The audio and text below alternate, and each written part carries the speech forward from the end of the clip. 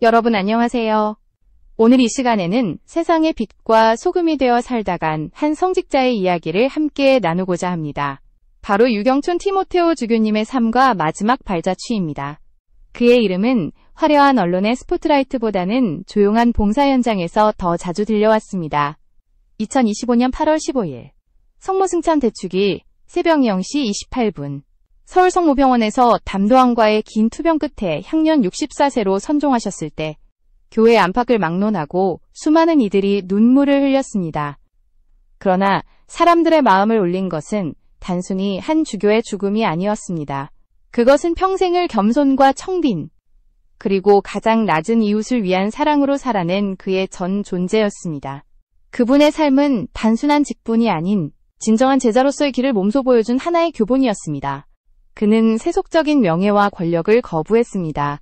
20년 넘게 타오던 낡은 소형차를 끝까지 이용했고 한여름에도 에어컨을 잘 켜지 않았습니다. 직접 운전하거나 대중교통을 타며 짐도 스스로 들었습니다. 보여주기 위한 절약이 아니라 평생 이어온 내면의 신념이었습니다. 이런 모습은 단순한 생활 습관이 아니라 하느님 앞에서 자신을 낮추고자 했던 그의 결단이었습니다. 오늘날처럼 화려한 소비와 과시가 지배하는 세상에서 그의 검소한 일상은 오히려 더 큰 울림을 주었습니다. 여기서 시청자 여러분께 감사의 말씀을 드립니다. 제 영상을 시청해 주셔서 진심으로 고맙습니다. 앞으로도 이런 이야기를 계속 전할 수 있도록 구독과 좋아요로 힘을 보태주시면 큰 힘이 됩니다. 유경촌 주교의 삶은 단지 개인적인 절약에 머물지 않았습니다. 그는 가난한 이웃의 곁에 항상 있었습니다. 명동밥집을 세워 노숙인과 독거노인에게 무료급식을 제공하며 건강이 허락하는 한 새벽마다 그곳에서 직접 배식 봉사를 했습니다. 주교라는 직함을 감추고 평범한 봉사자로서 줄을 서서 음식을 나누던 그의 모습은 수많은 사람들의 기억 속에 잊히지 않는 감동으로 남았습니다. 때로는 입고 있던 외투를 벗어 노숙인의 어깨에 덮어주기도 했고 거리에서 만난 이들에게 묵주를 나누며 성사를 집전하기도 했습니다. 그의 두 손은 늘 가장 낮은 이들을 향해 열려 있었습니다. 또한 그는 물질적인 나눔에도 인색하지 않았습니다. 한마음 한몸 운동본부 서울 가톨릭 사회복지회의 대표로서 오랜 시간 봉사와 기부를 이어갔습니다. 그의 활동은 한국을 넘어 아시아와 아프리카의 72개국에까지 닿았습니다. 교육과 자립을 돕는 국제협력 프로젝트에 헌신하며 가장 절실하게 도움을 필요로 하는 곳에 사랑을 전했습니다. 주교로서 받는 활동비조차 대부분 이런 나눔에 사용되었고 이 사실은 그가 세상을 떠난 후에야 알려졌습니다. 말보다 행동으로 더 큰 울림을 남겼던 사람, 그것이 바로 유경촌 주교였습니다. 오늘 우리는 단순히 한 성직자의 생애를 추모하는 것이 아닙니다. 그의 마지막 유언 속에서 우리가 다시 질문해야 할 삶의 본질이 담겨 있습니다. 가난한 사람들과 더 함께하고 싶었는데 그러지 못해 마음이 아프다. 이 한마디는 그의 평생을 요약하면서 동시에 지금을 살아가는 우리에게 깊은 성찰을 요구합니다. 더 많이 누리지 못해서가 아니라 더 많이 사랑하지 못해서 아파했던 한 사제의 고백은 우리를 부끄럽게 합니다. 이제 우리는 주교님의 발자취를 따라 그가 남긴 조용한 위대함의 길로 들어서려 합니다. 그의 삶은 말이 아니라 행동으로, 권위가 아니라 겸손으로, 지배가 아니라 섬김으로 채워져 있었습니다. 그리고 그 길은 지금도 우리에게 살아있는 질문으로 다가옵니다. 나는 지금 충분히 사랑하며 살고 있는가? 유경촌 주교님의 삶을 깊이 들여다보면 가장 먼저 눈에 띄는 것은 그의 일상 자체가 곧 하나의 신앙 고백이었다는 점입니다. 주교라는 높은 직분을 맡고 있었지만 그는 결코 자신을 드러내려 하지 않았습니다. 오히려 평범한 사람들과 함께하는 자리에서 더 큰 기쁨을 찾았고 가장 낮은 곳에 자신을 내어놓는 것을 당연하게 여겼습니다. 이 단순하고도 확고한 태도는 많은 이들에게 큰 충격과 울림을 주었습니다. 주교님의 검소한 생활은 단순히 절약을 넘어서 하나의 철학이었습니다. 그는 항상 자신보다 더 어려운 이웃을 먼저 생각했습니다. 사람들이 화려한 외투를 걸치고 다니는 한겨울에도 그는 자신이 입던 외투를 벗어 길에서 떨고 있는 노숙인에게 건네주었습니다. 차가운 거리에서 신자들을 만나면 먼저 다가가 인사했고 그들의 손을 꼭 잡으며 따뜻한 눈빛으로 위로를 건넸습니다. 그 순간 주교의 권위는 사라지고 오직 한 인간의 따뜻함만이 남았습니다. 이러한 태도는 단지 한국 사회 안에만 머물지 않았습니다. 그는 국제적인 나눔에도 적극적이었습니다. 아시아와 아프리카의 빈곤 지역을 향한 지원, 교육을 통한 자립 프로젝트, 청년들을 위한 장학금 제도까지 그가 펼친 나눔의 손길은 지구촌 곳곳에 닿아 있었습니다. 놀라운 점은 이 모든 활동이 언론에 크게 알려지지 않았다는 것입니다. 그는 결코 자신을 홍보하지 않았고 오히려 철저히 숨기려 했습니다. 오직 하느님 앞에서의 사명으로 받아들였기 때문에 가능한 선택이었습니다. 사람들은 종종 주교님의 유머 감각을 기억합니다. 그는 진지한 성직자이면서도 인간적인 따뜻함과 유쾌함을 잃지 않았습니다. 신학교 시절부터 사회를 맡아 진행할 만큼 말솜씨가 뛰어났고 통기타를 들고 노래 부르는 것을 즐겼습니다. 신자들 앞에서 종종 아재 개그를 하며 웃음을 자아내기도 했습니다. 하지만 그것은 단순히 분위기를 즐겁게 하려는 것이 아니었습니다. 그는 웃음을 통해 사람들의 마음을 열고 대화를 시작할 수 있는 다리를 놓았습니다. 바로 이런 인간적인 매력이 있었기에 사람들은 그를 더욱 깊이 신뢰하고 따르게 되었습니다. 더욱 인상 깊은 점은 주교님이 늘 자신을 섬기는 사람으로 정의했다는 사실입니다. 그는 요한복음 13장 14절의 말씀, 너희도 서로 발을 씻어 주어라 를 자신의 사목표로 삼았습니다. 실제로 그는 사람들의 발을 닦아주는 마음으로 살아갔습니다. 권위를 내세우는 대신 무릎을 꿇어 먼지를 닦아주는 존재가 되기를 원했습니다. 지휘하고 명령하는 것이 아니라 더 낮아지고 더 비우며 더 깊이 품는 것. 그것이 그가 이해한 권위였습니다. 그리고 그는 평생 그 믿음을 실천했습니다. 섬김의 삶은 그의 모든 발걸음 속에서 드러났습니다. 봉사 현장에서 그는 절대 주교임을 밝히지 않았습니다. 오히려 평신도 봉사자들보다 더 열심히, 더 겸손하게 자신의 몫을 감당했습니다. 그런 그의 모습을 지켜본 사람들은 후에야 그가 주교였다는 사실을 알고 놀라워했습니다. 이러한 일화는 수없이 많았습니다. 교회 안에서든 바깥에서든 그는 늘 먼저 고개 숙여 인사했고 어린 사제들이나 신자들에게도 예외가 없었습니다. 나이나 지위와 상관없이 먼저 다가가는 태도는 그가 얼마나 철저하게 겸손을 실천했는지를 보여주는 증거였습니다. 그의 형제 또한 특별했습니다. 형 유인촌 전 문화체육관광부 장관에게 직접 견진성사를 집전한 일은 단순한 가족적 사건을 넘어 신앙 안에서 형제를 다시 묶어낸 감동적인 순간이었습니다. 가족의 유대를 하느님 안에서 더욱 깊이 다져낸 이 장면은 많은 이들에게 큰 울림을 주었습니다. 주교님은 가족 안에서도 교우들 안에서도 언제나 듣는 사람이자 품어주는 사람이었습니다. 그는 지도자이기 이전에 인생의 동반자로 남기를 원했습니다. 결국 그의 삶은 우리에게 묻습니다. 진정한 리더십이란 무엇인가? 높은 자리에 앉아 지시하는 것이 아니라 무릎을 꿇어 이웃의 발을 씻어주는 것. 더 깊이 낮아짐으로써 진정으로 큰 사람이 되는 것. 유경촌 주교님은 바로 그 길을 몸으로 살아낸 사람이었습니다. 그래서 그의 발자취는 단순한 과거의 기록이 아니라 지금 이 순간을 사는 우리에게도 강력한 메시지로 다가옵니다. 유경촌 주교님의 삶을 이야기할 때 빼놓을 수 없는 것은 바로 그의 나눔의 정신입니다. 그는 단순히 물질을 나누는 데서 그치지 않았습니다. 그의 나눔은 사랑과 시간, 그리고 자신을 완전히 내어주는 헌신이었습니다. 많은 이들이 기억하는 명동 밥집에서의 모습은 그 상징적인 사례 중 하나입니다. 주교라는 직책을 감추고 평신도들과 똑같이 줄을 서서 국을 나누고 밥을 퍼주던 장면은 수많은 사람들의 가슴에 깊이 각인되었습니다. 그 장면은 단순한 봉사가 아니라 예수 그리스도의 마음을 그대로 닮은 사랑의 실천이었습니다. 명동밥집은 단지 한 끼의 식사를 제공하는 곳이 아니었습니다. 거기에는 사람이 사람을 존중하고 서로의 눈빛을 마주하며 함께 살아가고 있음을 확인하는 따뜻한 공동체의 기운이 있었습니다. 유경촌 주교님은 그 공간에서 늘 먼저 인사를 건네며 노숙인들과 나란히 앉아 밥을 먹기도 했습니다. 그는 굶주린 이들의 배를 채워주는 동시에 외로움에 굶주린 이들의 마음도 채워주려 했습니다. 그에게는 봉사가 곧 기도였고 사랑이 곧 하느님을 향한 예배였습니다. 그의 나눔은 국내에만 머무르지 않았습니다. 그는 한마음 한몸 운동본부와 서울 가톨릭 사회복지회의 대표로서 국제적인 연대의 장을 넓혔습니다.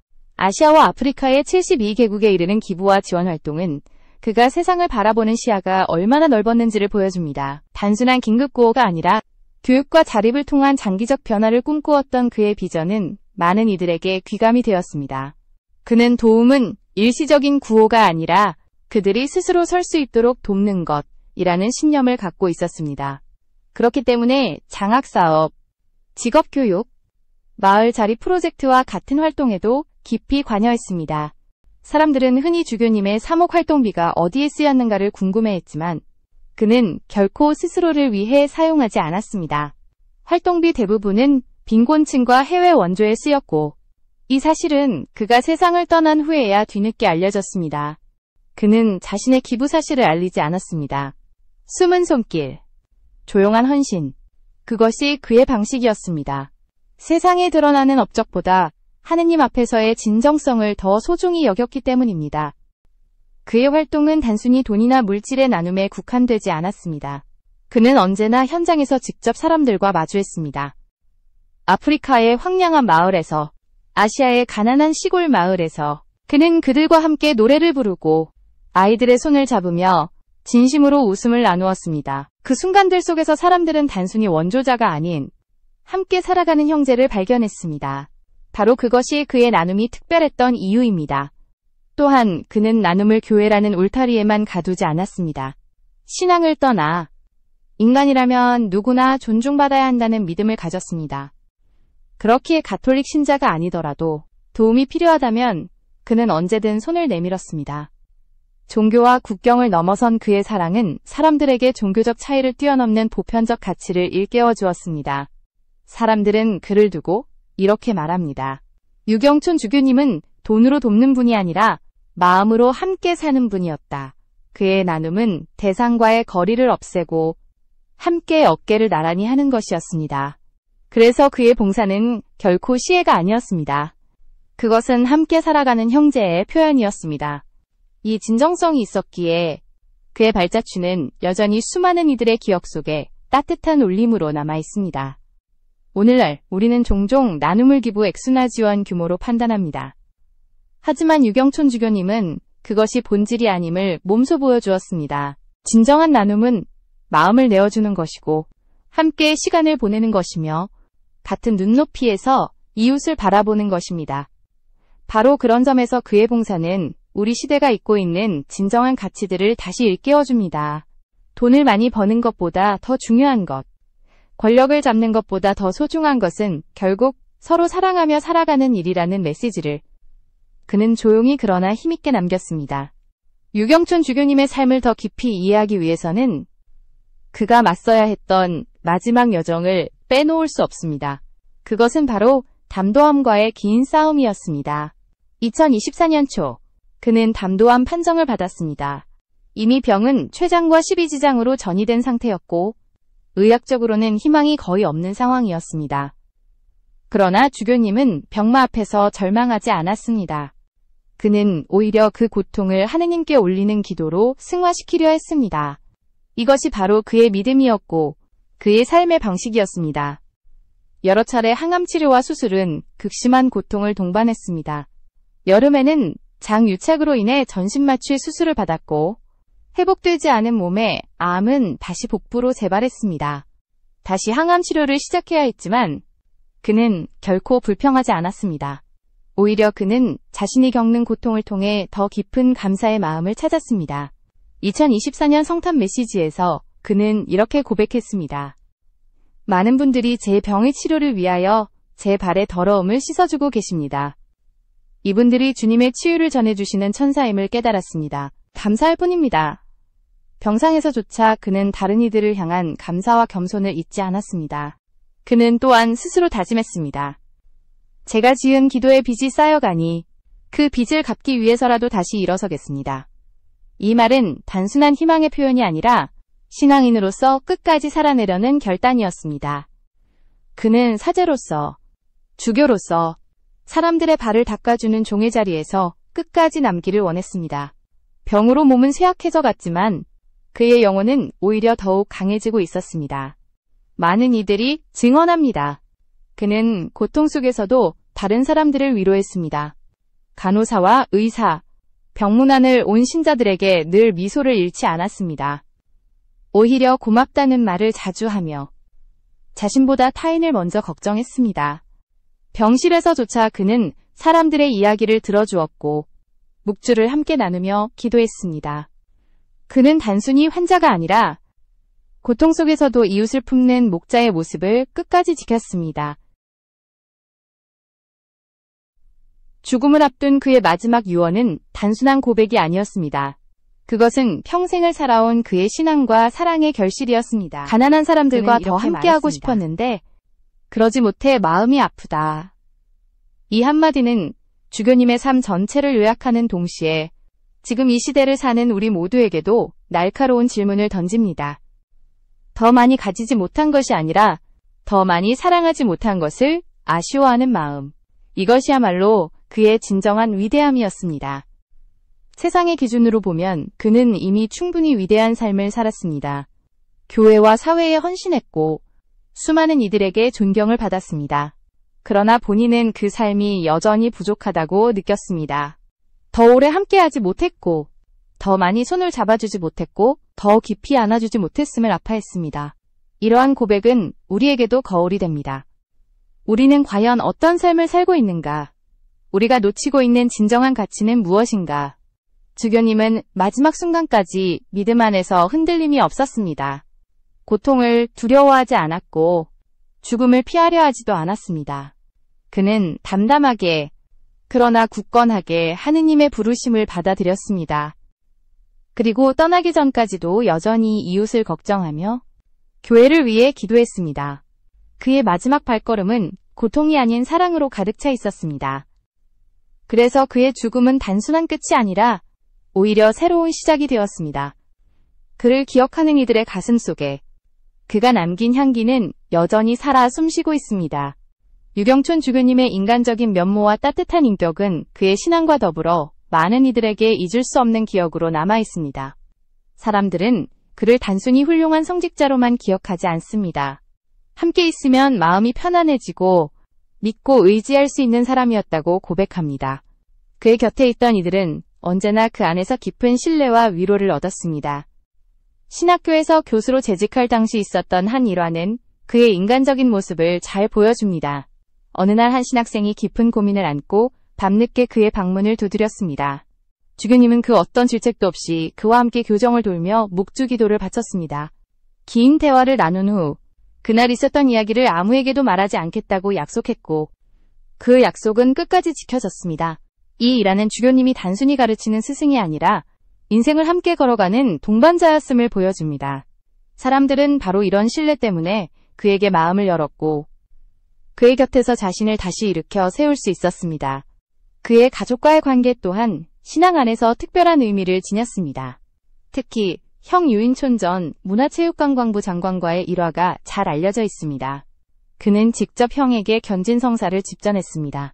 형제의 유대가 단순한 혈연을 넘어 신앙 안에서 더욱 깊게 묶여졌던 순간이었습니다. 이 장면은 많은 이들에게 가족적 사랑과 신앙적 결합이 어떻게 하나가 될 수 있는지를 보여준 감동적인 사건으로 남았습니다. 그는 형뿐만 아니라 가족 모두에게 신앙적 기둥이자 영적인 지지대가 되어주었습니다. 교우들과의 만남에서도 그는 늘 거리감을 두지 않았습니다. 성지순례나 피정 같은 행사에서 다른 고위 성직자들이 따로 숙소를 마련하는 경우가 많았지만 유경촌 주교님은 늘 평범한 신자들과 같은 공간에서 함께 생활했습니다. 때로는 침낭을 펴고 그들과 함께 자며 하루의 피곤함을 나누고 이야기를 들어주었습니다. 그는 계급과 지위의 벽을 허물고 진정한 공동체의 일원이 되기를 원했습니다. 그에게 있어 신앙 공동체는 위에서 지시하는 조직이 아니라 서로 어깨를 맞대고 살아가는 가족이었습니다. 사람들은 그의 겸손한 태도 또한 인상 깊게 기억합니다. 성당이나 행사장에서 그는 먼저 다가가 인사했습니다. 나이가 어린 사제들이나 수도자 혹은 신자들에게도 고개를 깊이 숙이며 존중을 표했습니다. 이는 단순한 예의가 아니라 모든 일을 하느님 안에서 존귀한 존재로 바라보는 그의 눈길에서 비롯된 행동이었습니다. 이 때문에 많은 이들이 그를 만날 때마다 진심으로 존중받았다는 따뜻한 기억을 간직하게 되었습니다. 더불어 그는 인간적인 유머와 활력을 지닌 인물이기도 했습니다. 신자들 앞에서 가볍게 농담을 던지거나 통기타를 연주하며 노래를 부르던 순간들은 사람들이 그를 더욱 친근하게 느끼도록 만들었습니다. 그의 유머는 결코 가벼운 것이 아니었습니다. 그것은 마음의 문을 열고 사람들과 가까워지기 위한 다리였습니다. 신앙은 무겁고 딱딱한 것이 아니라 웃음과 기쁨 속에서도 함께할 수 있다는 사실을 그는 몸소 보여주었습니다. 이 모든 모습은 결국 하나의 메시지를 전합니다. 지도자란 멀리서 존경만 받는 존재가 아니라 가까이 다가와 함께 웃고 울어주는 사람이라는 것. 유경촌 주교님은 바로 그런 지도자였습니다. 그는 신학적 지식과 교회의 직분을 넘어 인간적인 따뜻함과 겸손으로 사람들의 마음을 얻었습니다. 그래서 그의 이야기는 지금도 사람들의 가슴 속에서 살아 숨쉬며 우리가 어떤 관계를 맺고 살아가야 하는지 또 어떤 태도로 사람을 대해야 하는지를 보여주는 살아있는 교본으로 남아 있습니다.